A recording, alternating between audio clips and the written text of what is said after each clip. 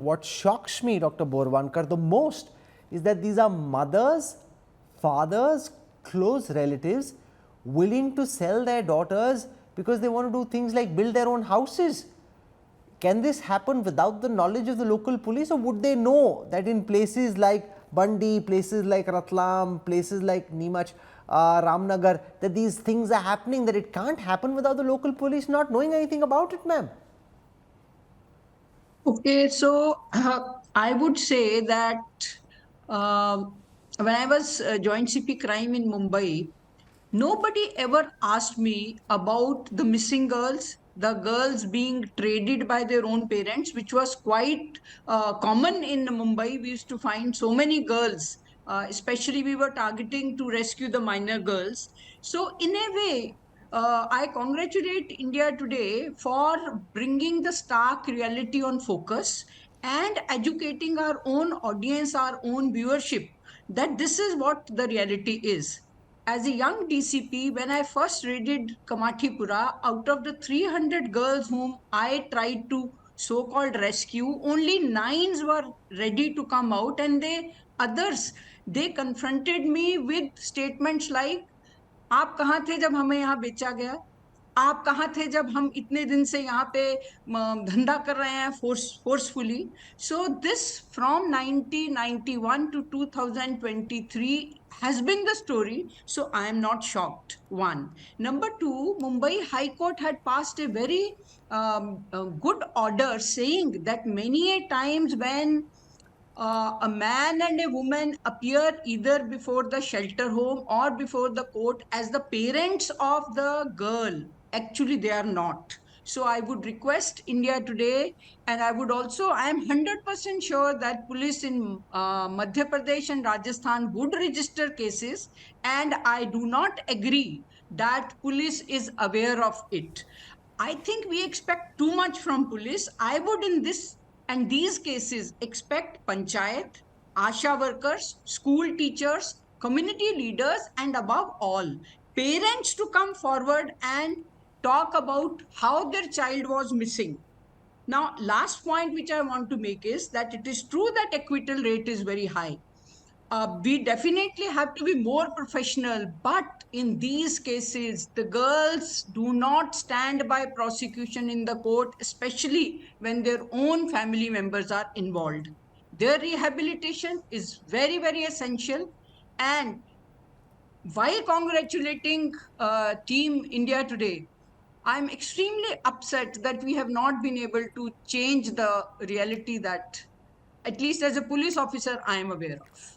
Jyoti Mathur, at the Kailash Satyarthi Children's Foundation, do you buy the argument from Dr. Borwankar that the local police is unlikely to know?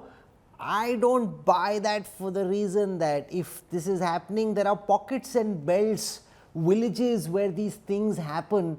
I find it very difficult to fathom that the local police in that area would not know.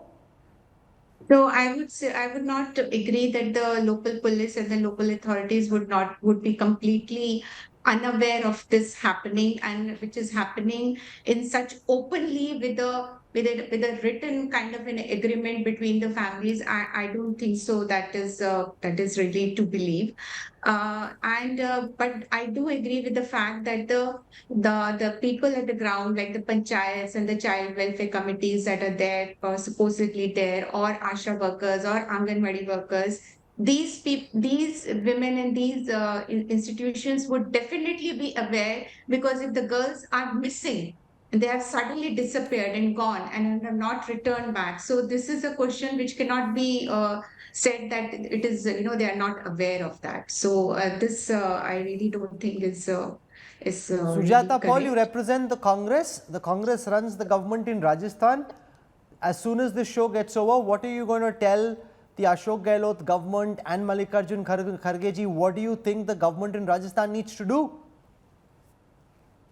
Today, what you have shown us is really chilling, and I really don't know what to say when you hear about such stories, because these are not mere stories; this is reality.